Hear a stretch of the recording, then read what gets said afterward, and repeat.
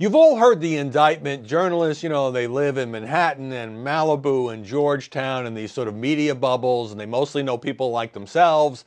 And therefore, they were just completely and totally disconnected, unprepared, not understanding the millions of Americans who live out there in the heartland, and many of whom voted for Donald Trump. I think even most journalists, pundits, news organizations, executive editors, and producers have acknowledged this was a real problem in 2016. So with all the negative coverage of the new president, the one thing I'm finding a little bit heartening is an effort to actually put reporters on airplanes or get in the car and go out and talk to real voters who supported Donald Trump and see what he's thinking now.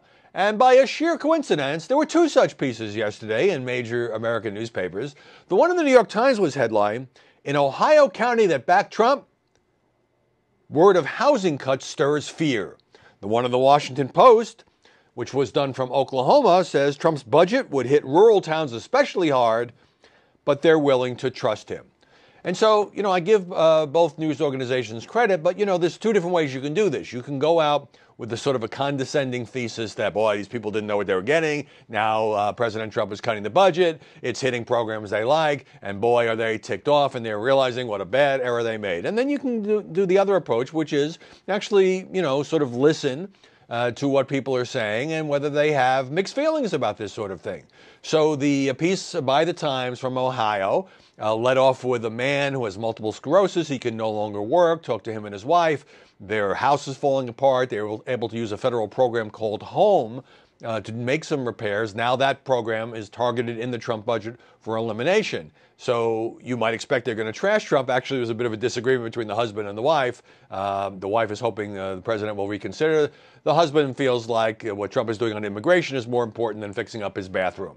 And then the Post, which went to Oklahoma, as I said, found various people whose housing aid or other kinds of programs might be affected, including a 77-year-old woman who is a widow, and her lifeline to sort of the outside world is the Senior Citizen Center, which could be cut.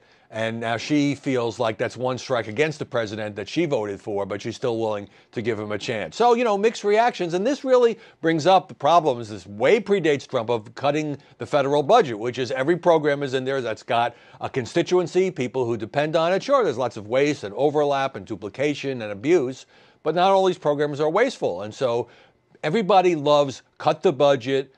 Government shouldn't live beyond its means. In the abstract, when we get down to cutting the specific programs, not to mention the big ticket items like Social Security and Medicare, which, by the way, Trump has promised to protect, it doesn't look so good. Or, in other words, they view it very differently if it affects something that they think is important because it's in their community. It's something that they themselves may use. So I think this is a kind of reporting we should see more of rather than just people like me sitting in air-conditioned studios. Get out in the real America, talk to people, see the impact of the cuts, look at both sides, and figure out whether, in fact, the president is losing support because of the sometimes difficult decisions he's having to make, or whether people understand that cutting the size of government involves some pain.